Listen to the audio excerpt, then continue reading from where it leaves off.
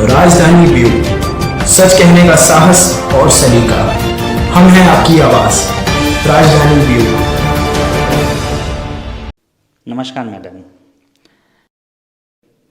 हिंदू धर्म के हिसाब से गृह प्रवेश पूरा घर बन जाने के बाद ही किया जाता है। वहीं राम मंदिर के प्राण प्रतिष्ठा 22 तारीख को हो रही है, लेकिन राम मंदिर पूर्ण रूप से बना ही नहीं है। इसके बारे में मैडम आपकी क्या राय है? जी नमस्कार।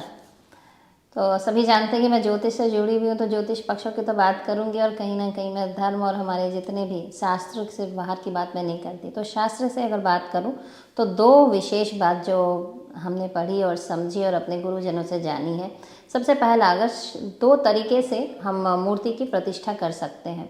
तो पहली क्या होती है कि अगर मंदिर कार्य पूरा कंप्लीट हो चुका है, संपूर्ण मंदिर के बनने पर देव प्रतिष्ठा होती है और वहाँ पर गर्भगृह में देव को प्रतिष्ठित किया जाता है।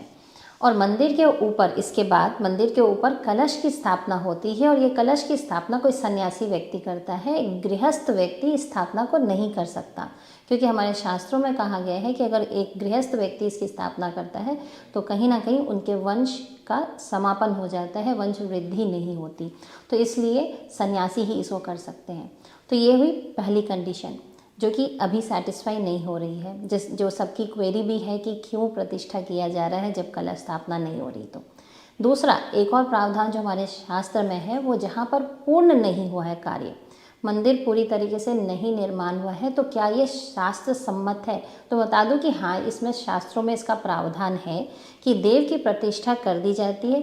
उसके बाद जब संपूर्ण मंदिर कंप्लीट होता है तो दोबारा एक और कलश स्थापना के लिए मुहूर्त निकाला जाता है, जिसमें एक सन्यासी व्यक्ति इस कलश की स्थापना को करेंगे। तो जो कलश स्थापना की बात है या ध्वजा की स्थापना की बात है, ये बिल्कुल एक स्वतंत्र प्रक्रिया है। इसको अलग से किया जाता है, उसके अलग के अलग मुहूर्त हो सकते हैं। ये बिल्कुल प्रावधान हमारे शास्त्रों में है। इसके अलावा अगर एक और बात बोलूँ मैं आपको, अगर बात करते हैं श्री रामचंद्र के रामचरितमानस की, तो उसमें आप पढ़ेंगे कि रामेश्वरम में उन्होंने बालू से और पत्थरों से उन्होंने शिव जी की स्थापना की थी। अगर केदारनाथ की बात करें तो वहाँ भी शिवलिंग की स्थापना हुई थी, पर उस समय वहाँ कोई मंदिर नहीं था। मंदिर का निर्माण काफ़ी बाद में हुआ है। तो हमारे धार्मिक किताबों में भी ऐसे प्रावधान हैं और हमारे शास्त्रों में भी ऐसे प्रावधान हैं, और इतने बड़े बड़े विद्वान जब इससे जुड़े हुए हैं तो शास्त्र सम्मत बातें तो वो ज़रूर करेंगे। एक और विशेष बात बोलना चाहूँगी, क्योंकि मैं वास्तुशास्त्री हूँ, तो वास्तु के कुछ नियमों भी होते हैं एक मूर्ति स्थापना से पहले। तो अगर बात करते हैं वास्तु के नियमों की, तो 4 ऐसे मुख्य नियम हैं जिनका पालन होना चाहिए। मैं वो चारों नियम आपको बताती हूँ। तो सबसे पहला है कि छत ढला हुआ होना चाहिए कोई भी मूर्ति स्थापना से पहले। दूसरा, मुख्य द्वार बना हुआ होना चाहिए। तीसरा, स्थापति की पूजा होनी चाहिए। स्थापति कौन हुए? आर्किटेक्ट। पहले के ज़माने में जब ये कंस्ट्रक्शंस होते थे तो जो आर्किटेक्ट होते थे उनको कोई रेमुनरेशन या उन्हें कोई पैसे नहीं मिलते थे, उनके मेहनताना नहीं मिलती थी। तो इसलिए शास्त्रों में उनके पूजन विधि का प्रक्रिया लिखा हुआ है, तो वो होनी चाहिए। और चौथी है वास्तु शांति। वास्तु शांति के बाद ब्राह्मण भोजन। तो ये सारी प्रक्रिया अगर कंप्लीट की गई है तो प्रतिष्ठा करने में कोई भी दिक्कत नहीं है और बिल्कुल ये शास्त्र सम्मत है। और सबसे विशेष बात बोलूँगी कि जनमानस जो चाहते हैं कि राम जी अपने घर आए और उनकी प्रतिष्ठा हो और भगवान का जयगान हो, पूरा देश राममय हो गया है, तो मुहूर्तों की बातों को ज्योतिषाचार्यों पर छोड़ दें और आप इसमें बिल्कुल लिप्त हो जाएं और भगवान का नाम करें। क्योंकि अब अगर नहीं करेंगे तो तब करेंगे, जब अंत जब आएगा तब याद करके क्या होगा। अभी से राम जी को याद करना चाहिए। जी मैडम, एक बात और बताइए, जैसे कि रामनवमी हुई या विजयदशमी हुई, ये दोनों तो बहुत बड़े दिन माने जाते हैं, लेकिन ये 22 तारीख को जो प्राण प्रतिष्ठा की जा रही है, ये क्या शुभ दिन है? जी, सबसे पहले बोलना चाहूँगी 22 तारीख को जो हम कर रहे हैं इसमें कुछ शुभ योग हैं, उस पर पहले बोलूँगी। इसके बाद बताऊँगी जो आपका सवाल है। काफ़ी सारे लोगों का ये सवाल मेरे पास आ भी रहा है कि विजयदशमी को क्यों नहीं कर रहे, बलि प्रतिपदा को क्यों नहीं कर रहे, रामनवमी को क्यों नहीं है, इन सब पे आऊँगी। पर सबसे पहले बोलना चाहूँगी 22 तारीख को मेष लगन है, ठीक है। और इस दिन अगर देखा जाए तो वृश्चिक का नवमांश है, तो और वृश्चिक ही आज के समय में हमारे देश को चला रहा है। तो वृश्चिक का नवमांश होना हमारे देश के लिए काफ़ी उन्नति देगा। अभिजीत मुहूर्त पे ये काम हो रहा है और मृगशिरा नक्षत्र में हो रहा है, जो कि बहुत ही शक्तिशाली नक्षत्र है।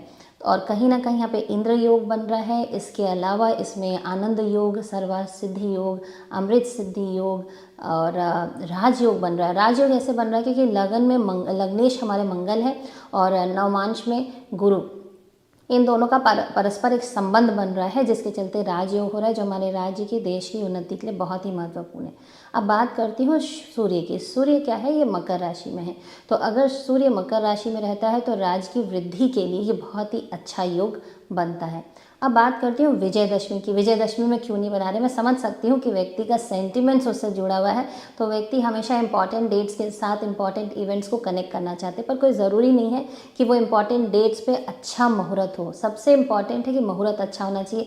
पहले ही राम मंदिर के साथ इतनी सारे प्रॉब्लम्स हो चुके हैं, इतने वर्षों वर्ष केस चले, टूटा, जितनी सारी मिस हैपनिंग्स होने चाहिए वो सारे नहीं होने चाहिए, वो सारे हो गए।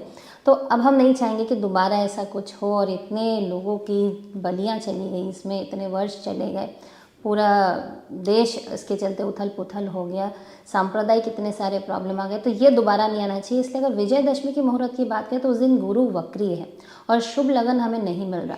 दूसरी बात करती है बलि प्रतिपदा को मंगलवार पड़ रहा है और पड़ने के कारण वह गृह प्रवेश के लिए वर्जित दिन है। अब नक्षत्रों की बात अगर करते हैं तो अनुराधा नक्षत्र है, लेकिन घाट चक्र उस दिन शुद्ध नहीं मिल रहा।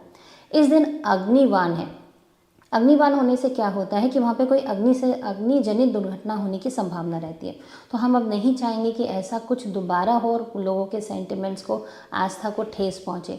तो दूसरे मुहूर्तों की अगर बात करें तो कहीं ना कहीं कभी पक्ष की शुद्धि नहीं मिल रही है, तो कहीं पर तिथि की शुद्धि नहीं मिल रही है, या कहीं पर वाण की शुद्धि नहीं मिल रही है। गुरु हम चाहते हैं कि बहुत शक्तिशाली हो, और जितने ज्योतिषाचार्य हैं, जितने बड़े बड़े लोगों ने इस मुहूर्त को निकाला है, वो सब बहुत ही ज्ञानी विद्वान लोग हैं, तो सब हमेशा चाहेंगे कि गुरु स्ट्रांग होना चाहिए। लेकिन अगर बात करते हैं कहीं ना कहीं विजयदशमी की, तो उस दिन वो गुरु स्ट्रांग हमें उस हिसाब का नहीं मिला जो हमें ये 22 तारीख का मिल रहा है। तो मुहूर्त के पॉइंट ऑफ व्यू से देखा जाए तो ज़्यादा शक्तिशाली मुहूर्त यही है।